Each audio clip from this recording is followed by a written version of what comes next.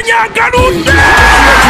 omunofu omulembe gwaffe Kyagulanyi Ssentamu Robert ye pulezidenti w'eggwanga ow'ekkumi katunyumire ku Uganda empya etali mu kulyanguzi ng'amalwaliro galimu eddagala amasomero geeyagaza nga pipo balina pawa ebyobulimi bidde ku mulembe abavubuka katufune emirimu atemu abakuuma eddembe miliyoni yaffe tebugyerabira tugweyo tulonde Kyagulanyi Robert Ssentamu kuba pulezidenti wa Uganda ambrela ye manvuuli buli wogiraba tikinga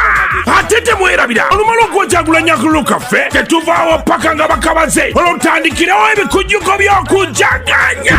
Olunaku lwaleero Pastor Aloysius Bugingo asobola okubeera nga yeetondera Robert Kyagulanyi Ssentamu olw'ebigambo byezzenga amwongerako awo ku kituuti era nga takomyawo asobola okubeera nga yeetonda on behalf of abaana ba Salt Media bonna abazzenga bamuyisaamu eggaali era nga avuddeyo n'akakasana gati akasajja kalina amaanyi era nga gwe gyokoma okubeera nga okavuma eyo negative energy gy'oba okataddeko ate abantu bagikyusa ne babeera nga bagifuula positive era nga mune akasajja kamaliriza era kawangudde so ngenda kubeera nga tekuterawo akatambi ako osobola okubeera nga owulira ku musumba Pastor Aloysius Bugingo bye yasobodde okubeera nga ayogera ku mukulu w'ekibiina ekya National Unity Platform. Genda wasaawo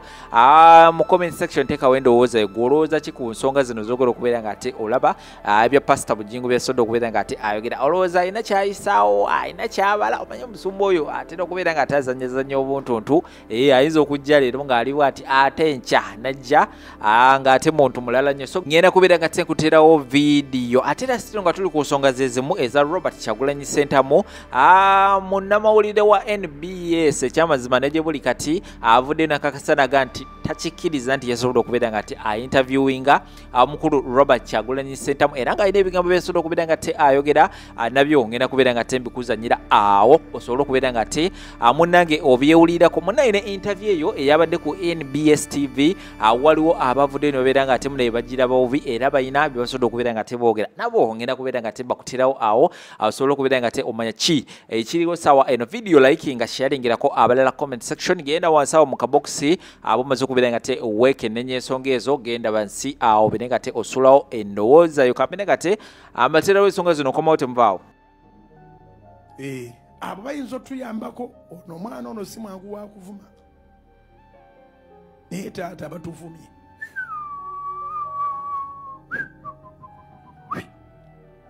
nakati byenjogedde simanyi oba naawona bayinza okunkwata kati bayinza oba babusazemu dda bantandiseeko dda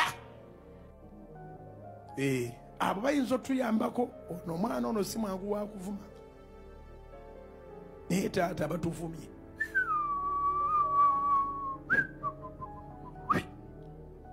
nakati byenjogedde simanyi oba naawona bayinza okunkwata kati bayinza oba babusazemu dda bantandiseeko dda abo bayinza otuyambako ono omwana ono si mwangu wa kuvuma naye taata batuvumye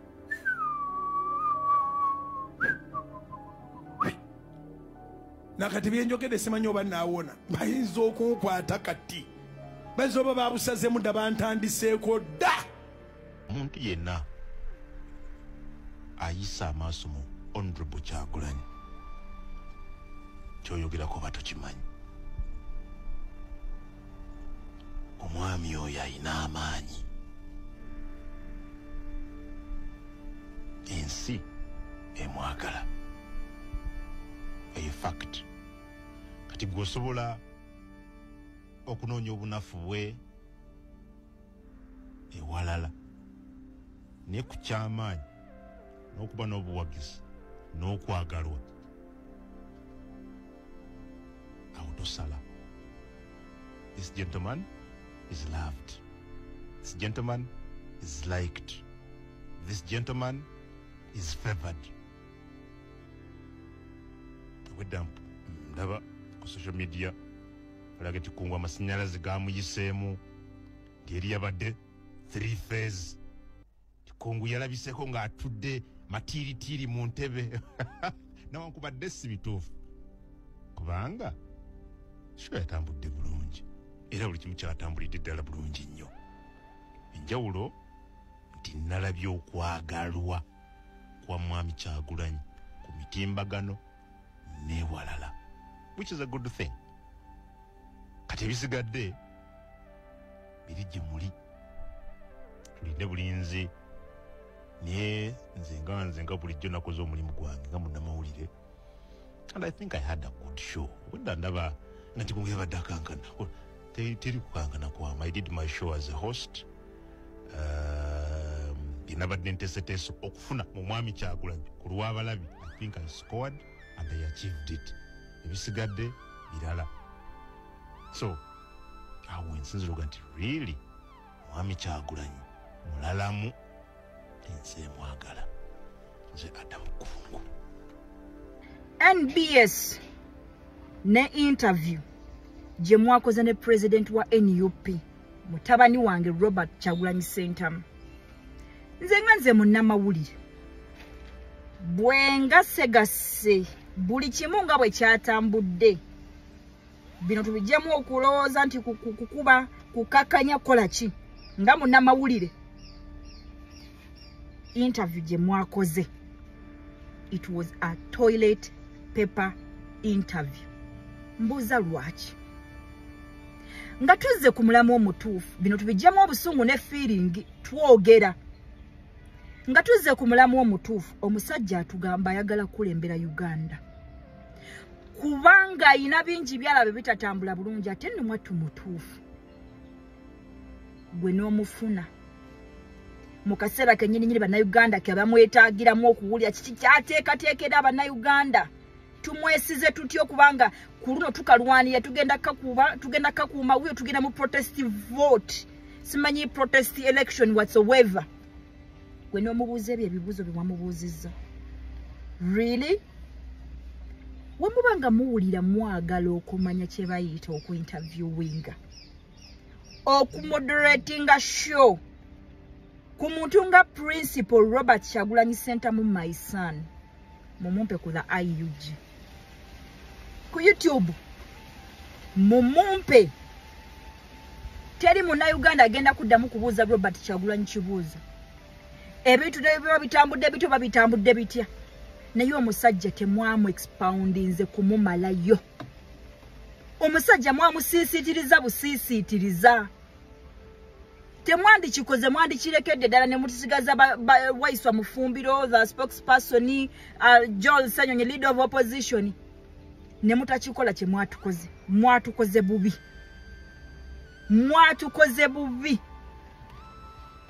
siri musanyufu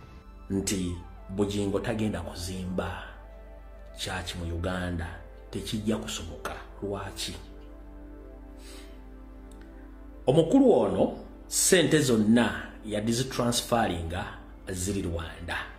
yagula ettaka era inayo ne church eyiye ku bubwe. Kiki ekitamuzimbisa church? Ye olowooza nti bayogera nabo bamwagala nnyo era fere tusobola mubeganga ye bwabega ekisokera ddala. Bugingo nga mulabu ayogera ekituufu akimanyi nti sereza abannayuganda zakuŋŋaanya ezimu zigenda Congo okulwana entalo za M23. Bugingo akimanyi nti ettaka eryo sirirye ettaka lya Muhoozi. Ekyo nakyo muyina okitegeera. Omukyalo oli mukyala w'omukadde Teddy Naluswa tebayawukana nti bayawukana Teddy Naluswa atonya no Teddy yali tatonya. Teddy yali transparent nnyo nga yeralikira nnyo ensimbi z'abantu era ng'amubuuza ensimbi zino z'okuŋŋaanya ebintu by'okola bigenda kubeera bitya mu bantu era tubitenekanyiza tubizetya mu bantu. Olw'okuba nti Teddy teyamanya kigendera kya musajja ono akasajja kano ne kagattako obwenzi ne kagamba omukazi ambuuza ebintu bino wakisaawo kanako naye kwe kujja omusalako omugambo ogutokomoka mpaka lwekamwawuka kono kyova olaba tekaateekawo resistance kumuggyako nnyumba kaasalawo mukyawa nabutaddamu kwesembereza baana baako bonna ne kagenda n'ono omulala omupya kubanga singa yali agaye nti amuggyako ennyumba n'obuntu omukazi yali alina Teddy Naluswa yali asobola okuyambula ku Constitutional Square najja ebibanakuba ku mmeeza yapozinga bupozinzi n'amuleka. That's the reason as why omukazi yali transparent enough ngabuuza Bugingo kino kiri kitya tukoze tutya public ngenda to ngano kokayina ebintu byako so bine byokulumba omukazi mbu yali atonya kasasiro no gwali mugambo ogujja omukazi kuki kundaayi mwe walo edda bateka emotoka mu Kampala ng'ogituulako kumala ennaku bammeka bw'oteseetuka ng'emmotoka ogitwala so Bugingo yasala omugambo ku mukazi olwa accountability etuvuddeyo bwe tumala okuvaayo Bugingo njagala obuulira abantu amazima Bugingo njagala obuulira abantu amazima babutya omukulu ono abakadde b'ekkanisa bwe bakwata n'obassa mu kaguli no babuuza ennyingiza n'ensaasaanya ya nsimbi sente ezo teryasobola kunnyonnyola kizibu kubanga ye mukadde w'ekkanisa ye musumba ye patroni ye CEO ye buli kimu teri bwasindika kusayininga sente oba kudipositinga sente oba kuwithdrawinga sente no ye kintu mu bintu mu bantu mu buli byonna ye yennyini ye talina gwe yeesiga ekyo tebakulya sente awo tuvuddewo omukulu ono musajja Niyonzimana yagula ettaka ewaabwe e Rwanda era gyateekateeka okuteekako kanisa gaggadde olw'ensonga ebintu bino wammanga byengenda okubanyonyola one mu luzungu bakyeyongera nti Bugingo is not certain about the future of Museveni's government ye fact esooka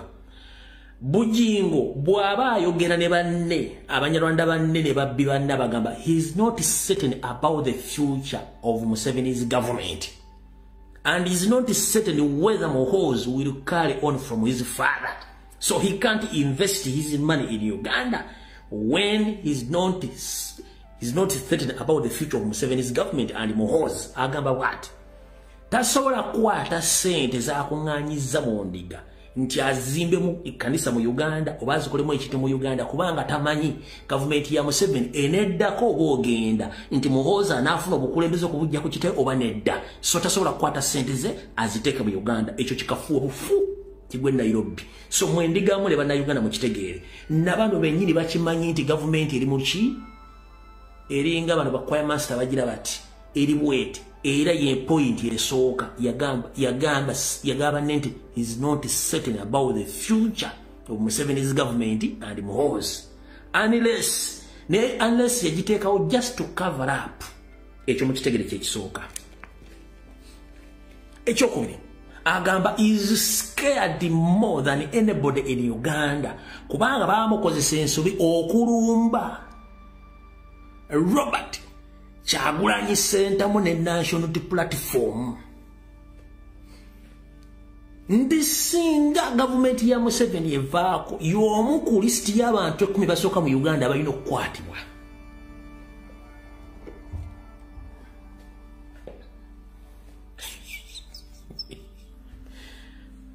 agamba nti kyasinga okweraliikira mu Uganda nti singa gavumenti yayo seeyeyiika ku bantu 10 abasooka ku lupapula lulina okukwatibwa kwali ekyo kyakimanyi bulungi nnyo okusinziira ku soosi ze nti yakimanyi ku bantu 10 basooka okukwatibwa kwali so kati tamanyi kigenda kuddako ezo fakiti ziri bbiri ngenda kukuwa fakiti yokusatu Bugingo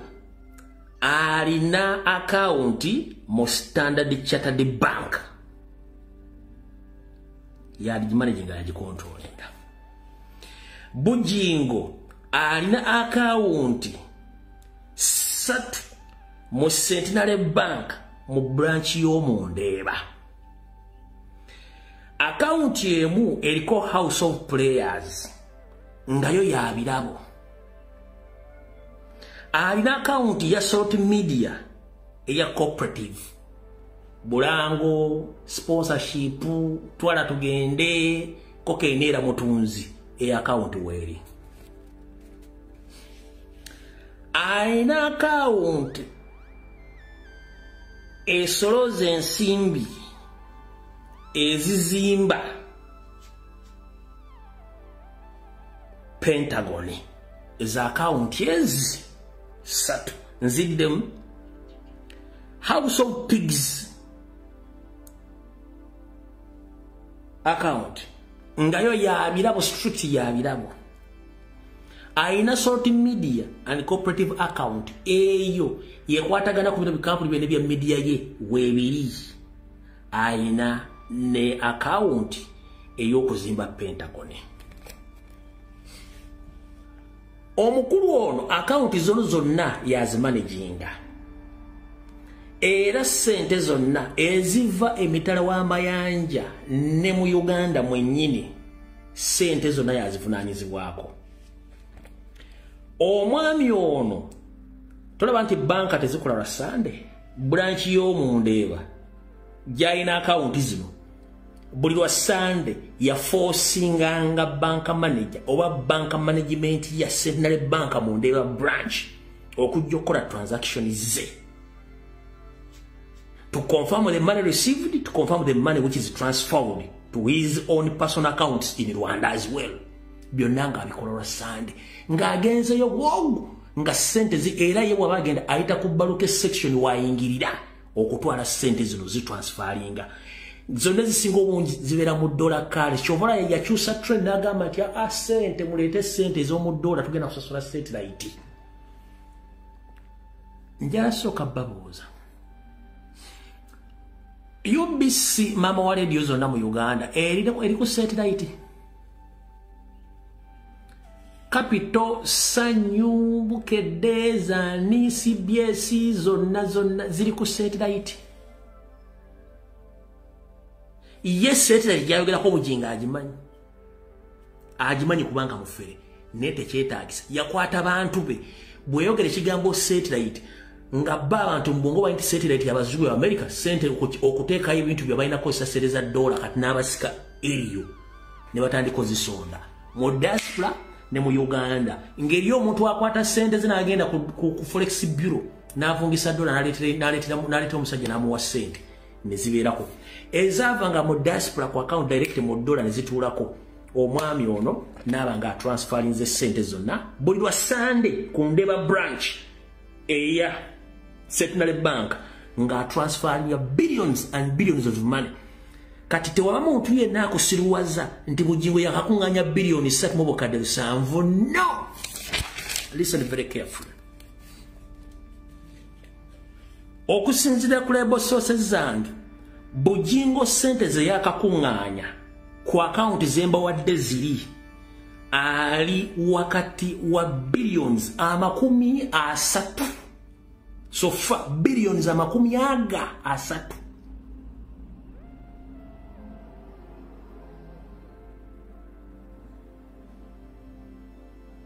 as we speak right now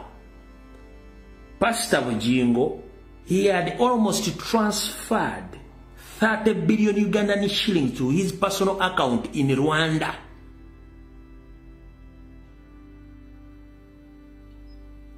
The remaining billions of money he purchased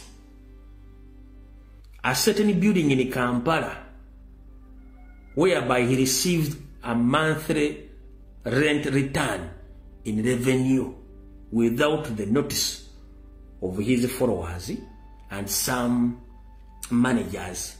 whom he think that he trusts them. Billions 30 ziri ku account ze Rwanda. Nenga mbabulidde facts zonna lwaki tasobola kuzimba ettaka sirirye ate atamanyi kiddako mu government amanyi ku bantu 10 basooka okukwata mu government ekyuse kwali.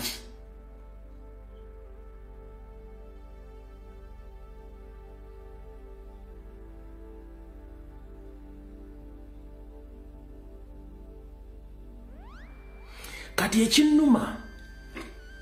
kyekiruwa ye musajja n'omukazi omunaku akunganya 10 ng'amanyi bagenda kuteekawo church bambi agenda asaba Mukama Katonda we nenga omusajja ye yajja mu ggwanga kubba ssente zitwala waabwe in the disguise naye najja n'atulumba naffe ebyobufuzi n'atumanyiira so kati mutegedde bulungi nnyo kati naye yakugamba nti yakakunganya billioni 3 nezirimba gambe yakatransferinga billions 30 ku account ye mu Rwanda nezikyaliko ezigwa ku akawunti ayina eza mobile money kati mu Standard Chartered Bank gyentadde oluseke njala kumanya sente zonna eziriyo ziri mmeka naye bw'ogatta zonna sente wamu okusinziira ku sources zange omusajja ono yakakumpanya bannayuganda obuwumbi obusukka mu 6 plus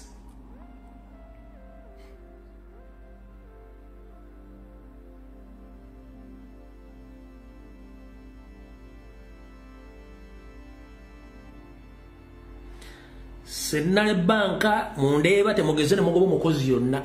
tuli ku .com era information tujifuna transaction zabo jingo muzikola Sunday nga mu banka ali mwogu ne management ya banka nga banka endera kusale tezikola ye mumujja ne mukola transaction zi bwenawulira ye atandika okuwakana nja kuforcing bwato ogenda into details nekiyinza okuvira mu bulamu bw'abantu okufa singa mwagala kufuna evidence eri visual obanga eraga ekifaananyi kituufu kye mwagala okumanya eyinza oviirako abantu abamu okufa twogera ku billions si millions billions 30 Standard Chartered Bank nasibisa abantu bagenda kunoza information ne mu sector can confirm undeeba branch olw'esande lwakola transaction ze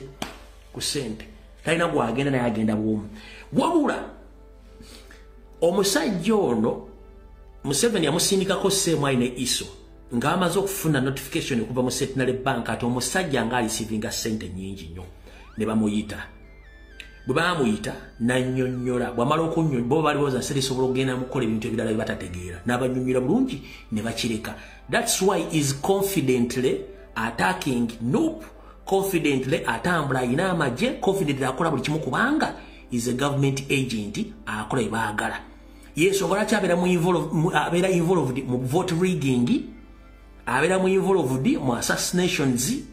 abera mu involved mu politics okulumba abalumba Museveni kubanga buli omu akola kyayina okukola at time Museveni wagambira nti katale mukasira kabi bale bamutaasa nomukitegede noyo sagala mulwako nenjagadde mukitegere nti omwami otagenda kuzimba peta ku fact zemba wadde zonna ebisigadde byonna mwabiwulira dda sigenda biddamu awo nawo sagala kulwawo era sagala mulwako mutegedde so tabalimba ku kintu kyonna nti alina kyabagamba era tababuulira kintu kyonna kya busiru olw'ensonga nti fe information tugifuna bulungi nnyo